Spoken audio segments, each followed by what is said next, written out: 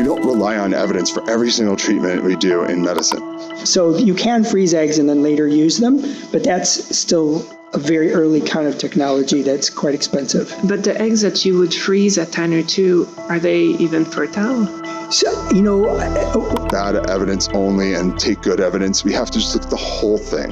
Ethics, human rights, justice for trans people. My name is Kate Anderson, and I'm a reporter with the Daily Caller News Foundation. Hi, my name is Megan Brock. I am an investigative reporter for the Daily Caller News Foundation. I'm also a mother to 2 children. If you've never heard of WPATH, there's probably a reason for that. WPATH is a very closed society for medical professionals at the top of the gender medicine field. WPATH affects every single doctor who deals with transgender patients. Their standards of care are the guidelines that are used by these doctors in order to administer cross-sex hormones or change your pronouns or suggest you to do a double mastectomy if you're a girl who feels like you want to be a boy. WPATH is the one that creates those standards that doctors then use. Here at the Daily Caller News Foundation, we wanted to understand more about WPATH and their standards of care. Through a public records request, we obtained a file with almost 30 hours of educational recordings made by top WPATH doctors. In the educational recordings, we found leading WPATH doctors sometimes contradicting privately what was said publicly.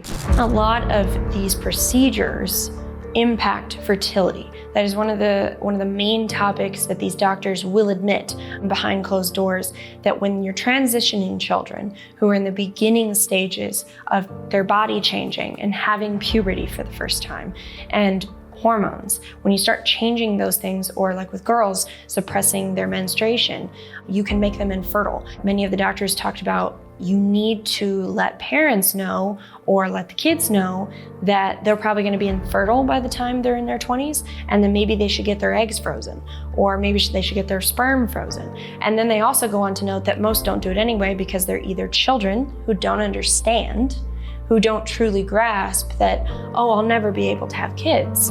The gonads would be affected from a fertility perspective if you start puberty blocking at attenuer stage 2 versus later, and how you advise your patients and their parents on making a decision from that perspective.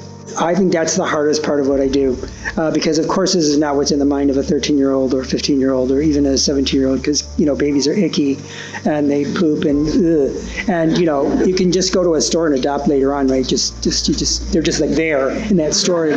So kids have zero idea about their fertility, right? Puberty blockers, when given to children, are often sold as a pause button.